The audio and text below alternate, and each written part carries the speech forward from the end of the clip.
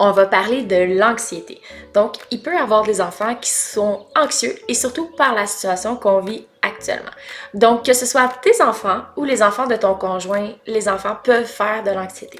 En fait, l'anxiété peut provenir de la génétique, l'anxiété peut provenir de beaucoup de choses, que ce soit un stress, que ce soit un changement dans la vie de l'enfant. Certains enfants réagissent avec du stress. Donc, souvent, on va se rendre compte que nos enfants font du stress parce que tout d'un coup, ils ont des peurs qu'on ne connaissait pas. Ils dorment pas bien, ils pleurent souvent, ils sont bougonneux, ils parlent de certaines choses qui font pas nécessairement de sens. Comment aider tes enfants ou tes beaux-enfants si jamais tu te rends compte qu'ils font de l'anxiété? En fait, ça va être de prendre le temps simplement de l'écouter. C'est quoi ses craintes? Pourquoi il y a ces craintes-là? Puis d'essayer de trouver des solutions avec lui pour faire diminuer l'anxiété. Ça va pas être d'y aller selon ce que tu penses, mais selon ce que l'enfant pense, ressent et a besoin. Tu peux lui demander aussi en ce moment sur une échelle de 0 à 10. 10 étant le maximum d'anxiété que tu peux avoir, il ressent son anxiété à combien? Je te dirais que s'il ressent entre 8 et 10, il ressent vraiment une forte dose d'anxiété, donc il va avoir un petit peu plus de choses à faire. Tu peux lui faire du dessin aussi, des jeux de relaxation. Tu peux céduler un moment avec lui dans la journée pour qu'il puisse parler de comment il se sent en privé avec toi. Ça va vraiment être important d'établir un lien privilégié avec les enfants. Souligner ses succès aussi, c'est super important.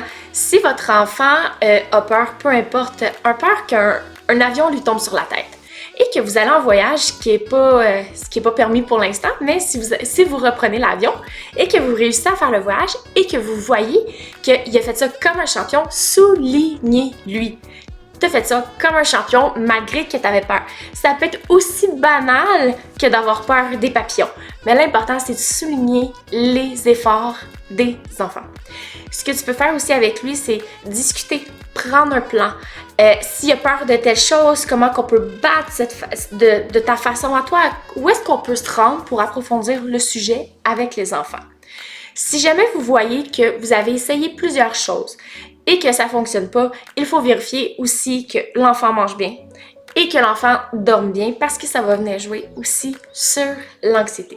Donc, ça va être important de discuter avec ça, que ce soit avec son père ou avec son beau-père ou peu importe la façon que ça se passe à la maison, mais ça va être important que tous les adultes qui côtoient l'enfant de proche, donc les beaux-parents et les parents, que vous fassiez un plan stratégique qui fonctionne et d'un côté et de l'autre côté.